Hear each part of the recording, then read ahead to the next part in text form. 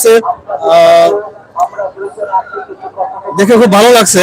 এবং যে প্রতিযোগীগুলো যারা আসছেন অনেক দূর দূরান্ত থেকে, মাগুরা, ফরিদপুর থেকে বিভিন্ন প্রতিযোগীরা আসছেন। সব মিলিয়ে পরিবেশটা অনেক জমজমাট। আসলে এই ধরনের দৃশ্য সচরাচর দেখা যায় না।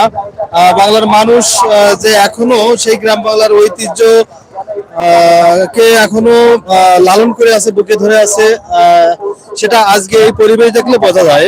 আসলে এই ডিজিটাল যুগেও যে মানুষ সেই পুরনো যে খেলাগুলো, নৌকাবাই যেটা অত্যন্ত পুরনো একটা খেলা, এই খেলাগুলো যে এখনো ভালোবাসে, এটা একটা উজ্জ্বল দৃষ্টান্ত।